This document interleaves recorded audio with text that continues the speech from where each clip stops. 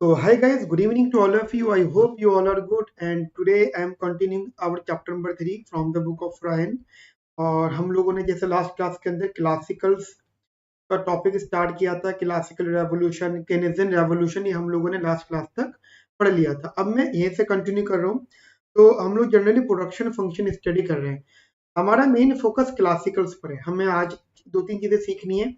एक तो labour demand, labour supply, and no doubt labour demand is affected by the production function, the wages of the worker, and after that equilibrium. तो हमें दो तीन topic आज के session में कवर करने हैं। तो देखिए, जब भी आप किसी भी प्रोडक्शन फंक्शन की बात करते हो तो we know that our production function is a function of what, capital and employment. लेकिन क्योंकि classical theory based on the long run और लॉन्ग रन में है, तो हम लोग ये बोल के चलेंगे कि इन the long run only labour is the variable input. Remember that जो एम्प्लॉयमेंट है, लेबर है, सिर्फ वही आपका वेरिएबल इनपुट होगा, और जो टेक्नोलॉजी होगी that is based on the individual firm. तो जनरल कंसर्न आप यहाँ पे रखना, जैसे के है, के इज कैपिटल, एन है, एन इज एम्प्लॉयमेंट। ठीक है, एन को हम लोग यहाँ पे एम्प्लॉयमेंट का नाम देंगे। एम्प्लॉयमेंट मतलब लेबर, लेबर जो काम कर रही है, जो अवेलेबल है काम करने के लिए, और जो काम यहाँ पे कर रही है। एक टर्म मैंने यहाँ पे लिखा नहीं, बट यू नो एक टर्म हम जो यूज करेंगे कभी, T T is for the technology, and we assume that, वो यहाँ पे इंक्लूड इसलिए नहीं है, एग्रीगेट लेवल पे इंक्लूड नहीं हो रहा, बट आप जब इंडिविजुअल फर्म बेसिस पे बात करोगे तो वो हम इसका डिस्कशन करेंगे। एक्चुअली टेक्नोलॉजी जो बेस्ड है, बेस्ड ऑन इंडिविजुअल फर्म, मतलब ये फर्म टू फर्म डिपेंड करती है। क्लियर? तो इसलिए हम यहाँ पे इसको इंक्लूड नहीं कर रहे, बट आपको ये मेंशन जरूर करना है। नो डाउट हम जो प्रोडक्शन फंक्शन होता है वो इनपुट्स और आउटपुट का रिलेशनशिप बताता है, because these are the inputs and this is the output. So the production function represent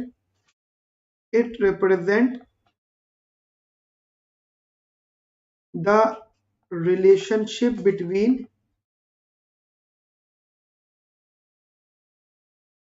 input and output. Input हमारे पास दो, लेबर एंड कैपिटल, और कैपिटल के लिए भी वही कंसर्न कि capital is variable in the long run as well. देखो, क्लासिकल थ्योरी में हमारा ये मानना होगा कि एंटायर प्रोसेस, और you can say that entire production function is only depends on the labour.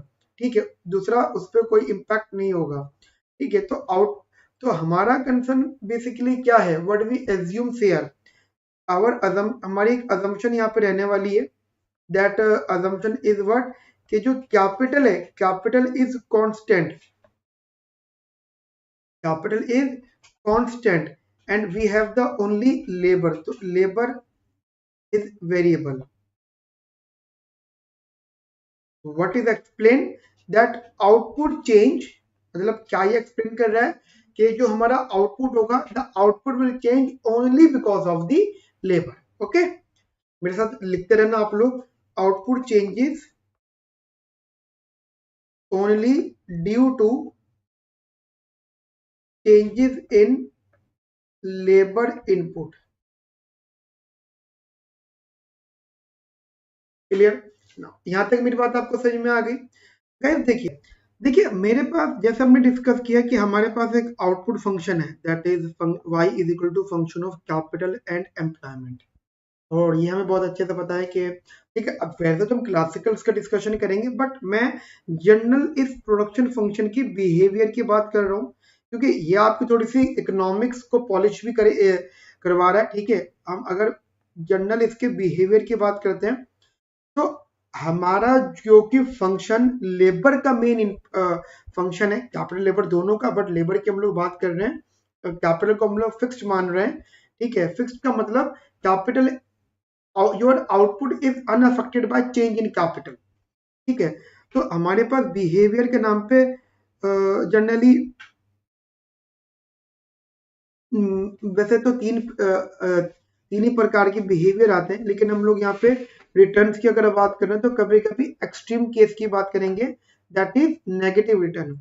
एक पहला रिटर्न, दूसरा, एंड ये फोर्थ वन एक्सट्रीम केस होगा। जैसे फर्स्ट होगा आई आर इंक्रीजिंग, मतलब मैं आपको सिर्फ समझा रहा हूं, इंक्रीजिंग रिटर्न्स टू लेबर।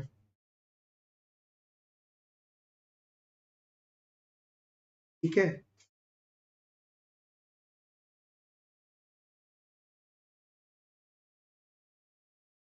और एक होगा कांस्टेंट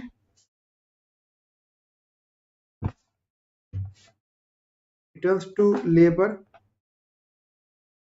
ठीक है, एक होगा डिमिनिशिंग रिटर्न्स टू लेबर, ये बिहेवियर ऑफ प्रोडक्शन फंक्शन होगा, डिमिनिशिंग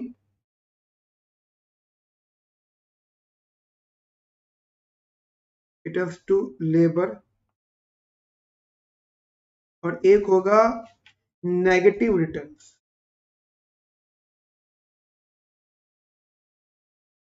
ठीक है, अब एक एक करके अगर हम बात करते हैं, हम ये डिस्कस कर रहे हैं, पहले तो हम डिस्कस कर रहे हैं कि प्रोडक्शन फंक्शन की बिहेवियर क्या होता है, फिर उसके बाद में क्लासिकल ने कौन सा बिहेवियर फॉलो किया।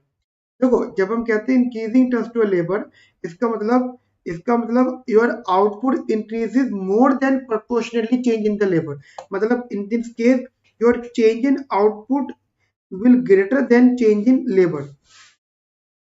Actually, you are saying that you are better utilization of resources. Utilize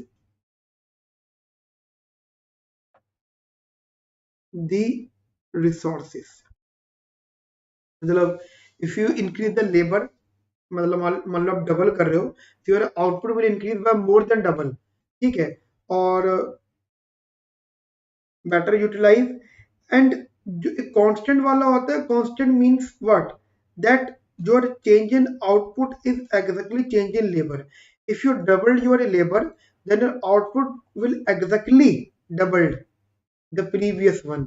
ठीक है, जनरली हम लोग जैसे इस वाले केस में तो हमने बोला बेटर यूटिलाइजेशन, यहाँ पे हम बोलेंगे ठीक है एफिशिएंट यूटिलाइजेशन हो रहा है, एफिशिएंट यूज ऑफ रिसोर्सेस। ठीक है, एंड डिमिनिशिंग वाला नो डाउट जो हम डिस्कशन अभी आगे चल के करेंगे, दैट उनका मानना ये होता है कि change in output is lesser than change in labour, that we are sometime over use the resources and the labour and the congestion of the labour. Sometime हम लोग इन जो रिसोर्स होते हैं उन्हें ओवर यूज करते हैं, over use the resources that implies inefficiency. ठीक है, एंड नो डाउट समटाइम जो चेंज इन आउटपुट है वो नेगेटिव होने लगेगा, given that change in labour is positive, because everything is generally positive. अभी तक सब कुछ पॉजिटिव था, मतलब दोनों सारे जो चेंजेस थे वो पॉजिटिव थे, but now the change in output decline, मतलब वो नेगेटिव होगा, यानी हमारा आउटपुट कम होने लगा, डिक्लाइन होने लगा। ठीक है, अगर आपने लेबर इंक्रीज करी तो एक्चुअली होता क्या है कि it is worst situation of firm. जैसे आपने सुना होगा बहुत सारे बिजनेस बंद हो जाते हैं, एक एडटेक कंपनी थी बायजूस, बंद हो गई वो, ठीक है, ऑलमोस्ट बंद, क्लोज वाले पर है। ठीक है, क्यों, क्या रीजन, क्योंकि उनका आउटपुट डिक्रीज हो रहा है as they hire more and more labour. ठीक है, तो एक एक कंसर्न आप लोग यहाँ पे रखना। तो एक तो मैंने general behaviour of the production function की बात करी है। ठीक है, जैसे जैसे यहाँ की अगर हम बात करते हैं,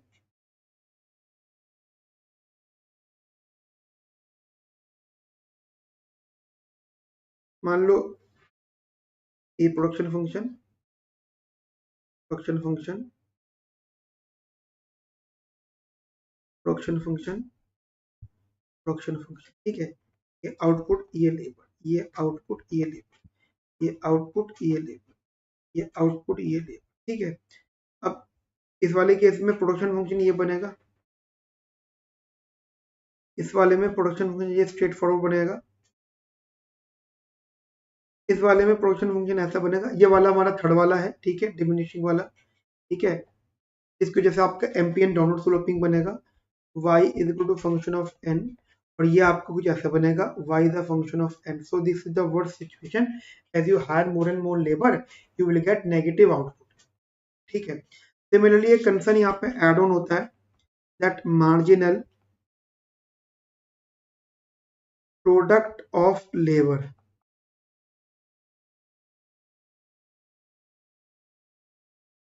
जनरली हम लोग इसको MPN कहते हैं, ये MPL. It means what?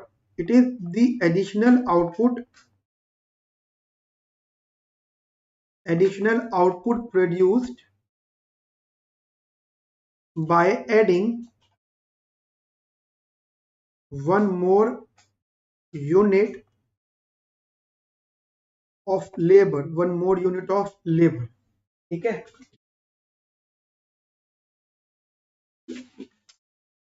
One more unit of labour. अब देखिए कंसर्न ये होता है कि जो MPN होता है ना, लिखने का तरीका ये होगा the change in output which respect to change in employment. Actually ये स्लोप ऑफ प्रोडक्शन फंक्शन बोला जाता है. स्लोप ऑफ प्रोडक्शन फंक्शन मतलब अगर आप इन चारों डायग्राम को देखो तो कहीं ना कहीं इन सब का ही आप MPN ड्रॉ करोगे. ठीक है. हम अलग से जनरली बात करते हैं कि अगर स्लोप इनकी मतलब कंसर्न क्लियर रखना. जैसे मैंने स्लोप की बात करी, तो अगर मैं चारों में MPN की बात करता हूं, इधर भी मैं जानबूझ के पहले वहां करके फिर उधर की तरफ जा रहा हूं, तो जो सीक्वेंस में वीडियो देख रहा है उसको क्लियर होगी बातें. तो MPN इंक्रीजिंग वाले में स्लोप जनरली स्लोप, या तो चलो ठीक है आपका तो नहीं सर, हमें तो ये ऐसे कंफ्यूज कर देगा कि ये बाद में पढ़ा है क्या पहले पढ़ा है. लेकिन ये बात तो तुम समझ पा रहे हो ना कि अगर slope of production function MPN है तो MPN की बात तो यहाँ भी हो चुके हैं. ये इंक्रीज, देखिए कंसर्न ये है कि ये अगर स्लोप इंक्रीजिंग है तो इंक्रीजिंग रिटर्न है. ठीक है. इंक्रीजिंग रिटर्न से तो स्लोप बढ़ रहा है. स्लोप कांस्टेंट है, स्लोप डिक्लाइन है. ठीक है. और स्लोप नेगेटिव है. तो ये बात आपको याद रह सकती है अच्छे से.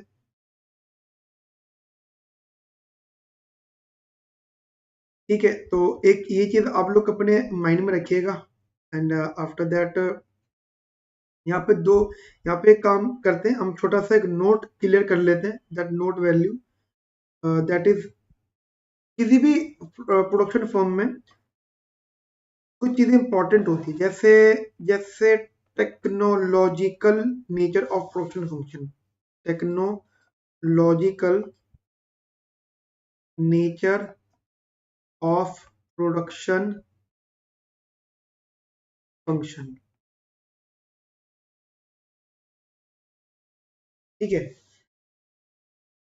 Technological nature of production function. अब कंसर्न ये है कि देखिए हमें पता है कि जो टेक्नोलॉजिकल रिलेशनशिप होता है ना, मतलब यू कैन से दैट वो कैपिटल स्टॉक, टेक्नोलॉजी लेवल और स्किल ऑफ लेबर के बीच के रिलेशनशिप को डिटरमाइन करता है. एक्चुअली हम लोग कहते हैं कि जो प्रोडक्शन फंक्शन होता है is a technological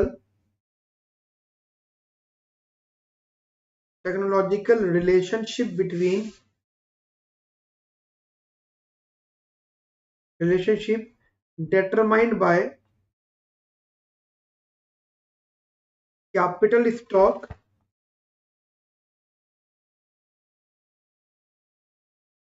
technology level and skill of labor. Clear. वही ये था generally the technological nature of production function, पहला नोट. ठीक है. सेकंड नोट डिटर्मिनेशन ऑफ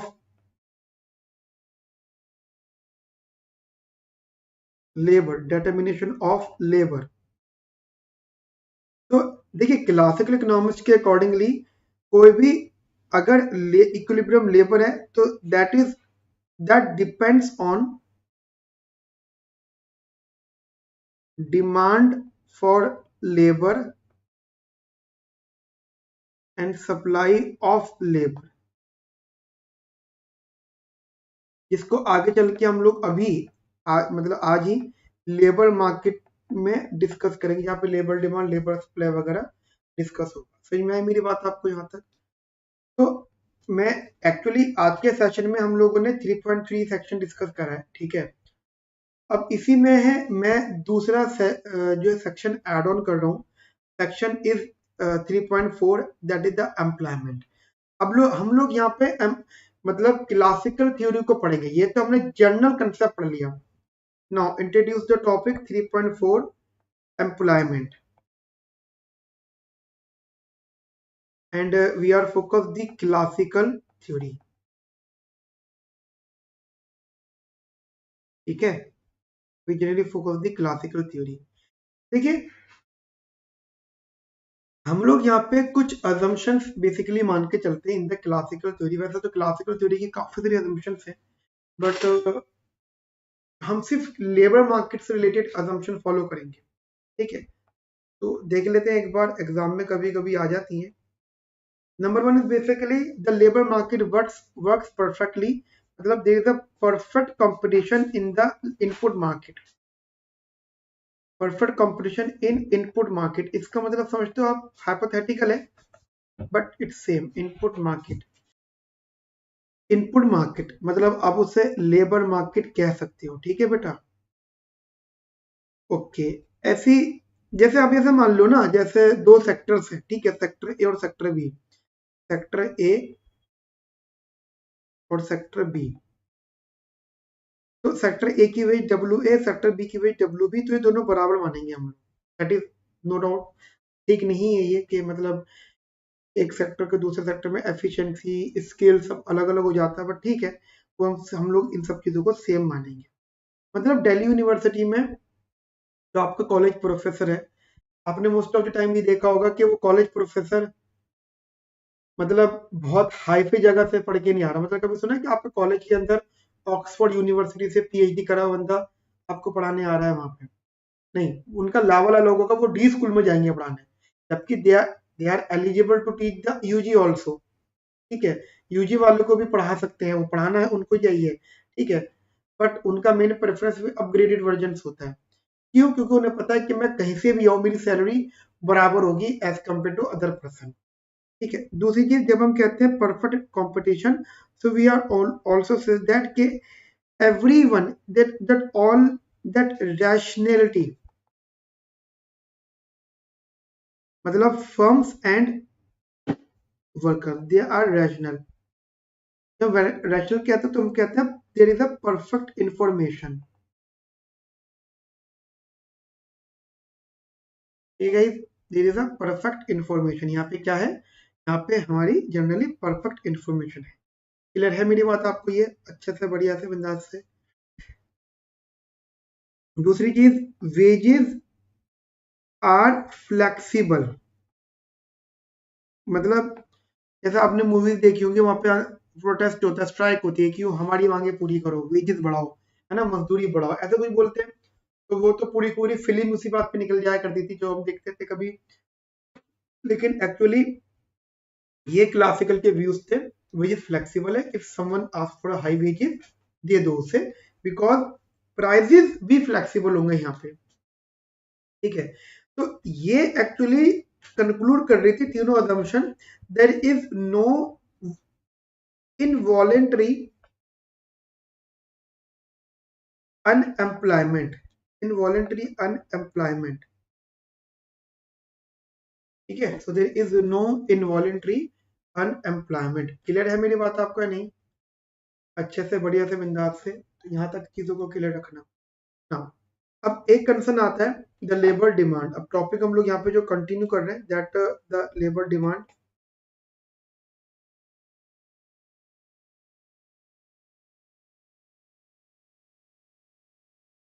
तो लेबर डिमांड का मतलब होता है who demands the labour. Labour को एक्चुअली डिमांड कौन कर रहा है? ठीक है, पहली चीज, firms are the demander of labour. ऐसी who is the supply of labour? Household, ठीक है। हाउस होल्ड सप्लाई करते हो, फर्म डिमांड करते हैं। अब होता क्या है कि जो भी वो डिमांड करते हैं, so there demand are based on profit maximisation condition. Demand is based on profit maximization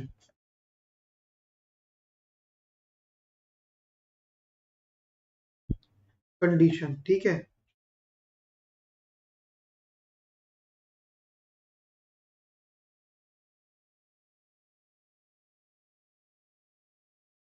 profit maximisation condition. ठीक है, ठीक है. तो ओके, अब देखिए जनरली हम जो यहाँ पे बात करें, जैसे मेरी अजम्पशन क्या ली थी, perfect competition.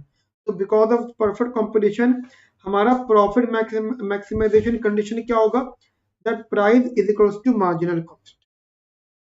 Price is equals to marginal cost. अब देखिए कुछ अगर हम कैलकुलेशंस की बात करें, क्योंकि हमारे पास में सिर्फ लेबर ही एक इनपुट है, because we assume capital is constant, और अगर लेबर ही एक इनपुट है तो what will be our marginal cost.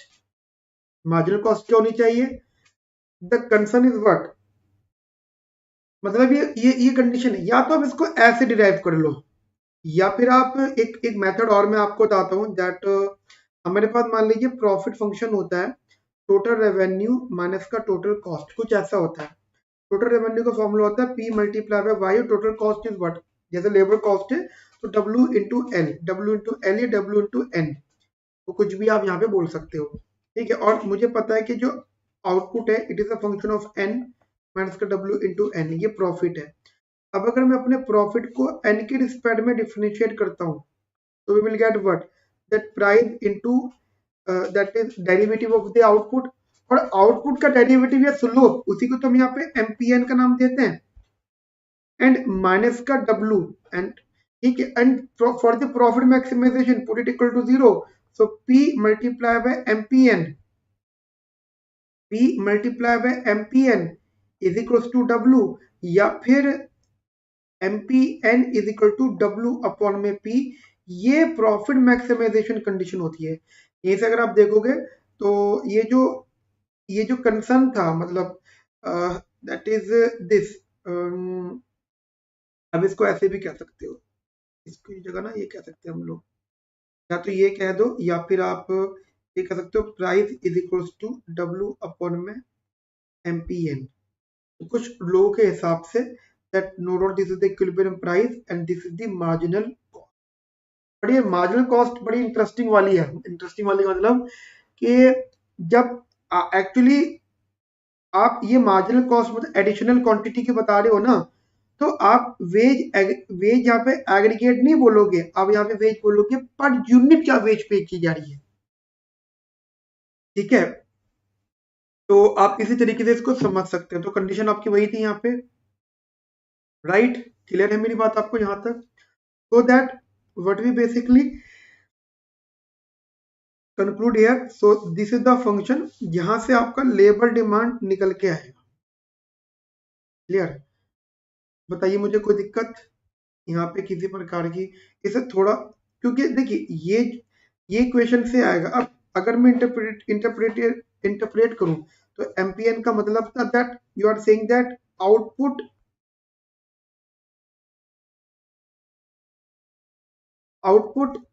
Produced by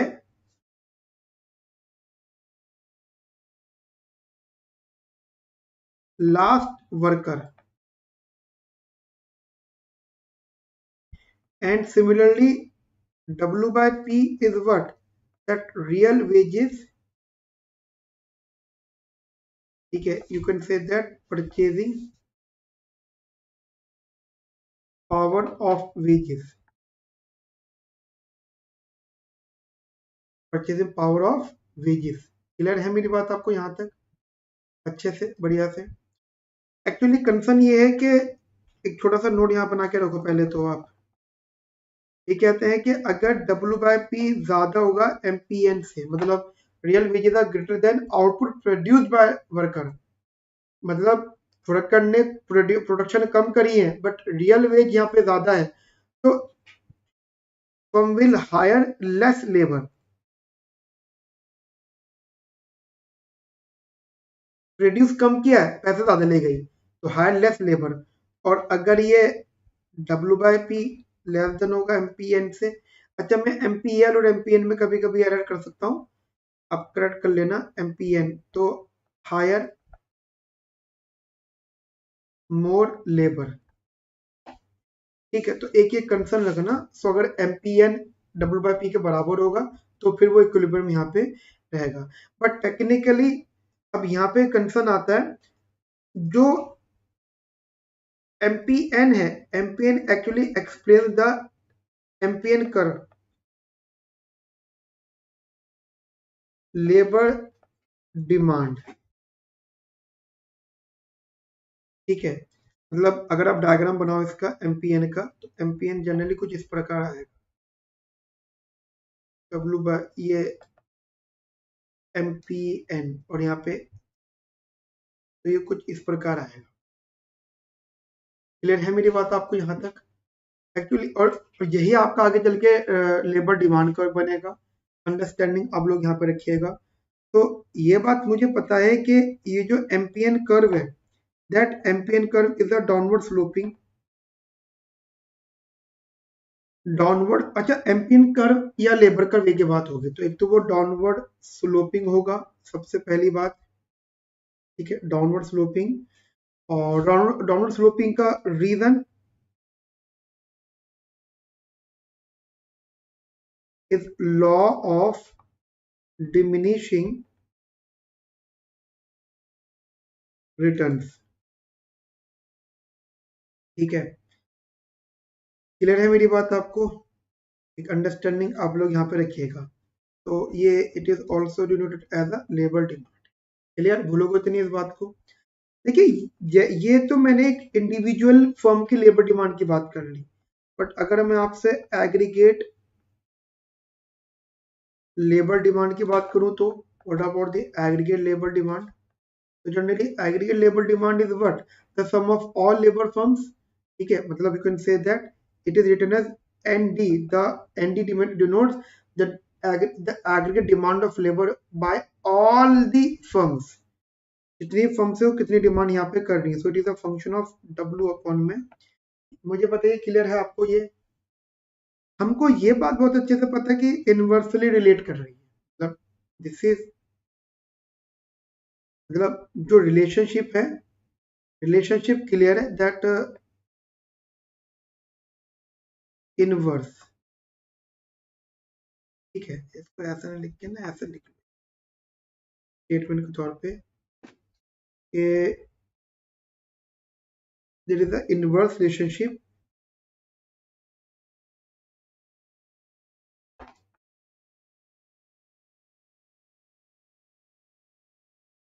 between aggregate labor demand and real wages,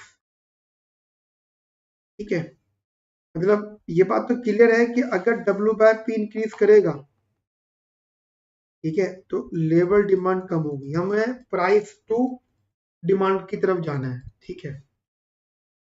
यहाँ तक आपको बात समझ में आई क्लियरली?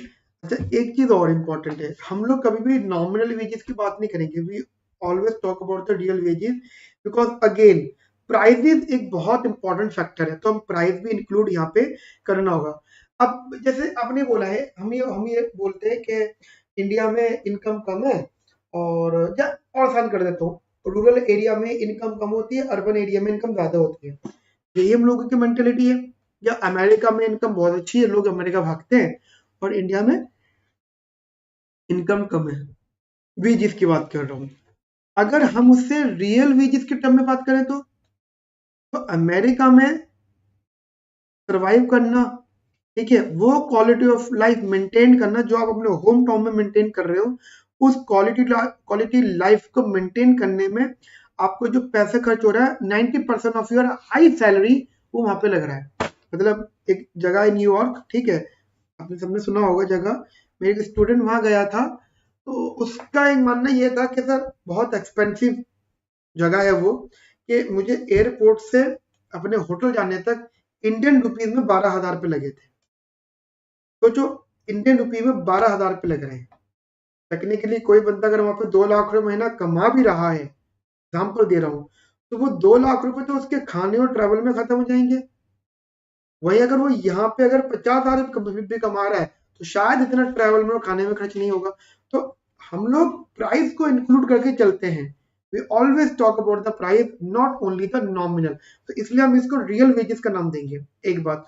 दूसरी चीज, हमारा जो लेबर डिमांड कर्व है वो डाउन स्लोपिंग होता है, but the reason is not के सर इनवर्स रिलेशनशिप है ना, there is a diminishing returns to labour.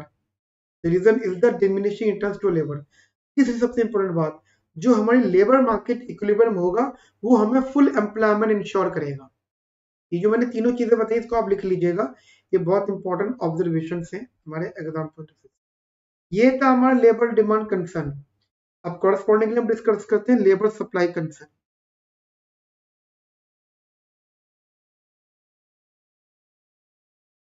जैसे demand of labour, who basically create the demand for labour, कौन लेबर की डिमांड क्रिएट करते हैं? The firm. सप्लाई कौन करता है? फिर the household. Actually household are the supplier of labour. कौन से हाउस होल्ड? वो हाउस होल्ड जिनको हम इन्हीं लेबर के बनाई हुई चीजें बेचते हैं।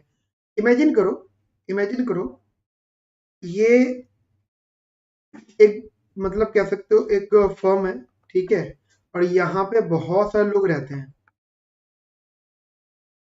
और वो सबके सब लोग राइस खाते हैं, चावल खाते हैं, ठीक है।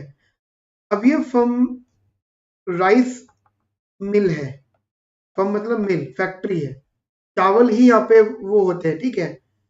अब यहीं की लेबर यहाँ पे आई है, मतलब यही हाउस होल्ड है, ये हाउस होल्ड है,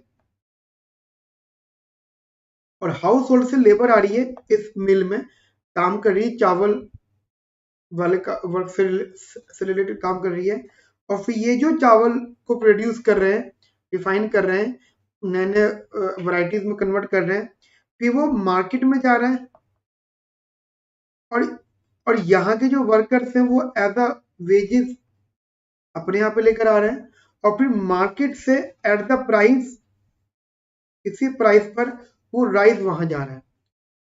तो बड़ी सोचने वाली बात यह है कि मैंने ही वो चीज बनाई इसी फर्म में, और फिर वो फर्म से मार्केट में गई, और फिर मैंने ही उस चीज को महंगा खरीदा। ये बड़ा कॉम्प्लिकेट कंसेप्ट है कि जैसे कोई पर्सन अपनी बनाई हुई चीज को मार्केट से महंगा खरीद रहा है, खुद की बनाई हुई चीज को। तो ये एक डिस्कशन वाला पॉइंट है जो आगे चल के बहुत सारे इकोनॉमिक्स ने डिस्कस किया। पर इस बात से आप एक कंसर्न तो समझ गए होंगे कि लेबर जो मतलब household are the only source of what, they are the actual demander of the commodities, whatever the firm are producing. Firm की डिमांड, फर्म के बनाए हुए प्रोडक्ट्स की डिमांडर भी हाउस होल्ड है, और फर्म में जो लेबर सप्लाई हो रही है उसके भी सप्लाई हाउस होल्ड है। तो house hold is the very important part for the economy, ठीक है। तो एक ही आगे चल के हम लोग डिस्कस करेंगे। Now my concern is that के होता क्या है कि लेबर सप्लाई जो होती है वो लेबर सप्लाई डिटरमाइन करती है, डिटरमाइंस एक तो एम्प्लॉयमेंट लेवल, मतलब इकोनॉमी के अंदर एम्प्लॉयमेंट लेवल क्या होगा, एंड आउटपुट इन क्लासिकल। अब now the question is that how much how much how much hours labor decide to do work।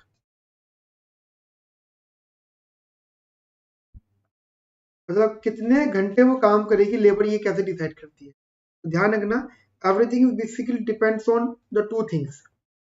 Point ये है कि लेबर सप्लाई किस चीज पे डिपेंड कर रही है, कंसर्न ये। तो you can say that sir labour supply depends on two things. Again सोचो कि किस किस चीज पे डिपेंड कर रही है लेबर सप्लाई। दो चीजों पे डिपेंड कर रही है, एक तो रियल इनकम, दूसरा रेस्ट या लेजर। जैसे हम लोगों को पता है, एग्जांपल मैं हूं, मैं आप लोगों को पढ़ा रहा हूँ, ठीक है। अब मैं अपने घर से आ रहा हूँ और मतलब ऑफिस आ रहा हूँ, ऑफिस से घर जा रहा हूँ। आपने कॉर्पोरेट सेक्टर में एक चीज शायद नोटिस करी होगी, आपने इन सेंस आपने मूवीज में देखा होगा, वेब सीरीज में देखा होगा, या जो भी न्यूज वगैरह में देखा होगा, तो कि कॉर्पोरेट सेक्टर में बड़ा स्ट्रगल है।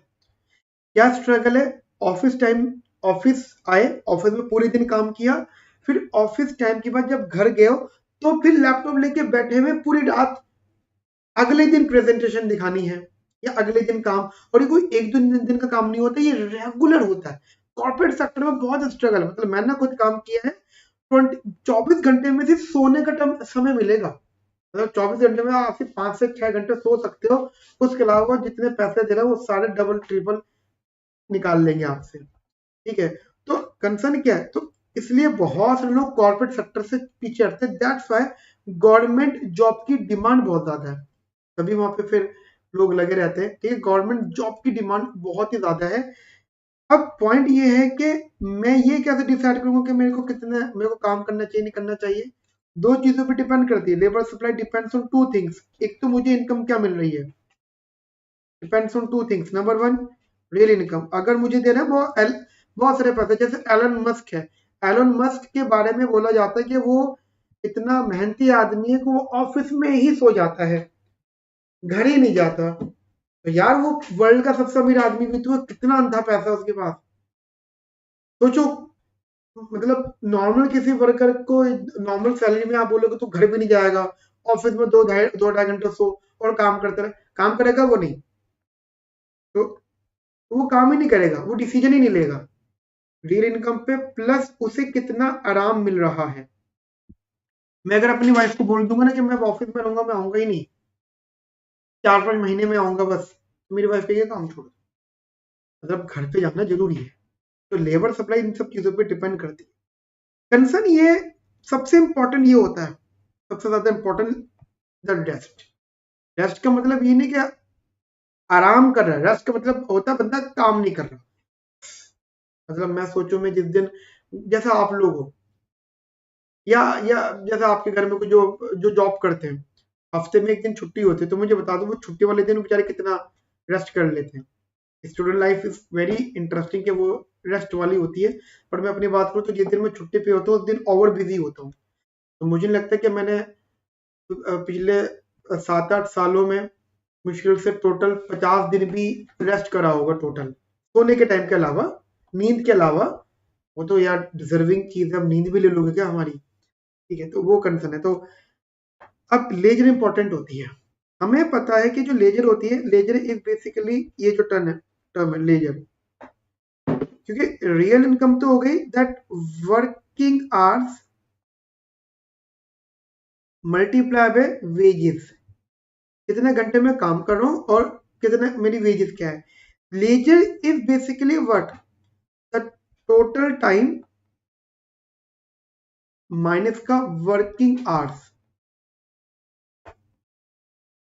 As your working hours increases, your total time remain same, leisure decreases, ठीक है। तो अब देखो, टोटल टाइम जनरली किसी भी पर्सन के लिए कितना होता है, 24 घंटे। वर्किंग आवर्स, गवर्नमेंट के डिसाइडेड वर्किंग आवर्स कितने, 8 घंटे हैं। मान लीजिए 8 घंटे डिसाइडेड आवर्स है। तो according to the company, according to the institution, जितने घंटे वो, आपने देखा ना वो ऑफिस में वो थंब अटेंडेंस वाला ऑप्शन है, थंब अटेंडेंस, ऑफिस में एंट्री करी, थंब लगा दिया, आप एक्चुअली में अपने आप काम करना शुरू करा है, जब जा रहे हो तब थंब लगा दिया। तो इसका मतलब 8 घंटे आपने दिखा दिए।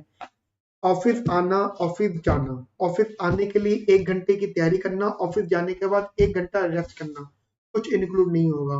गलती से कुछ काम ऑफिस का घर पे कर रहे हैं, वो कुछ इंक्लूड नहीं होगा। तो टेक्निकली जितना टाइम में काम नहीं कर रहा हूँ, दैट इज 16 आवर्स, वो मेरे लिए आराम है। It is very crucial part of any person life, ठीक है। तो होता क्या है कि जो रेस्ट होता है, आप उसे एक प्रकार का कॉमोडिटी मानो। Assumes it as a commodity, ठीक है। और कमोडिटी जो होती है वो दो प्रकार की होती है, मतलब कोई भी कमोडिटी दो प्रकार की होती है, एक गुड कमोडिटी होती है और एक बैड कमोडिटी होती है। गुड को फिलहाल आप नॉर्मल नाम दे दो, बैड को फिलहाल आप इंफीरियर नाम दे दो, ठीक है, इंफीरियर। अब ये बात पता है कि जो लोग रेस्ट को, whoever the people assuming, अगर रेस्ट को इंफीरियर मानते हैं, इंफीरियर मतलब बेकार मानते हैं, कुछ लोग कहते हैं आराम हराम है, तो अकॉर्डिंग टू देम अगर उनकी वेजेस इंक्रीज करेगी तो वो वर्क ज्यादा करेंगे। ये इंप्लाई करता है कि उनके हिसाब से जो लेजर है, लेजर इज बैड, मतलब ये वाला कंसर्न। ऐसा क्यों होता है कि इनकम बढ़ने पर हम लोग काम ज्यादा करते हैं? रणवीर सिंह के लिए ये बात एप्लीकेबल है, जो एक यंग एक्टर, यंग मतलब है तो वो अब उम्र दराज है, लेकिन टेक्निकली वो एक्ट्रेस वाली फिल्म में यंग माना जाएगा। रणवीर सिंह के लिए ये बात एप्लीकेबल है। उसको अगर 5 फिल्में मिलेंगी, जैसे अक्षय कुमार है, उसे पूरे साल में 5 फिल्में मिलेंगी, वो करेगा। आमिर खान है, 5 साल में एक फिल्म करेगा, because Aamir Khan assume that leisure is a good commodity. Akshay Kumar assume that leisure is a bad commodity. Clear है? अमिताभ बच्चन आज भी काम कर रहा है, शत्रुघ्न सिन्हा ने काम छोड़ दिया। धर्मेंद्र ने आखिरी दम तक मूवी करी है, बिकॉज धर्मेंद्र जैसे एक्टर के लिए उसको लगता था आराम इज अ बैड थिंग। तो जैसे जैसे उनकी वेजेस बढ़ी वो काम और करते थे। बट और भी एक्टर्स हैं दुनिया भर के, शत्रुघ्न सिन्हा हो गया या ये राज बब्बर, मतलब और भी एक्टर्स हैं जितने सारे, उनके हिसाब से आराम इज अ नॉर्मल गुड। ये कंसर्न आप लोग दिमाग में रखना। तो as wages increases work decrease which imply that leisure is good. अब सोचो, यहाँ पे वर्क कम होने का मतलब लेबर सप्लाई कम हो रही है, यहाँ पे लेबर सप्लाई बढ़ रही है। लेबर सप्लाई बढ़ाने वाले लोगों का मेंटेलिटी क्या होना चाहिए? According to them leisure is bad thing. अब ये बातें मैंने आपको ओरल समझाई है, टेक्निकली आपको ट्रेड ऑफ समझना है दैट, हाँ यहाँ पे आपको जो कंसर्न रखना है that all the decision depends on the utility maximisation. यहाँ पे एक टर्म आता है यूटिलिटी मैक्सिमाइजेशन, मतलब हमें हमारा जो यूटिलिटी होगा that the function of the leisure and the real income, ठीक है बेटा।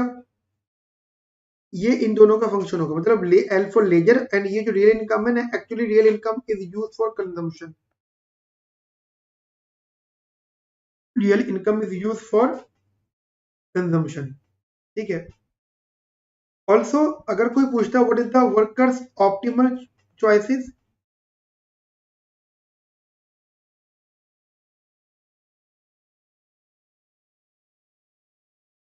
optimal choices is what the combination of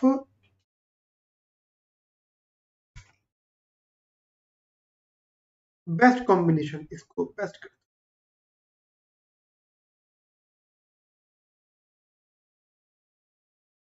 income plus laser, ठीक है। तो एक ही अंडरस्टैंडिंग आप लोग यहाँ पे रखिएगा। एक वैसे ये चीज आप आगे चल के सीखोगे, जैसे मैंने एक बनाया, ये यहाँ पे रखा मैंने लेजर, यहाँ पे रखा मैंने कंजम्पशन। कंजम्पशन मतलब रियल इनकम के लिए होता है, ये इनवर्सली रिलेट कर रहा है, ठीक है। ये मेरा बजट कंस्ट्रेंट है, फिलहाल आप इसको याद करके रखना, ठीक है। अब अगर मान लीजिए इफ आई वांट के मुझे अगर ज्यादा कंजम्पशन करनी है, मान लीजिए पहले मेरा इंडिफरेंस कर यहाँ पे था, अब मेरा इंडिफरेंस कर यहाँ पे हो जाएगा। ये सब चीजें आप आगे चल के सीखोगे, तो फिलहाल अभी ड्रॉ करके रखना। ये कंसर्न करेंगे कि this is the labour supply, this is the wages, real wages, as real wage increases labour supply will also increase. तो ये लेबर सप्लाई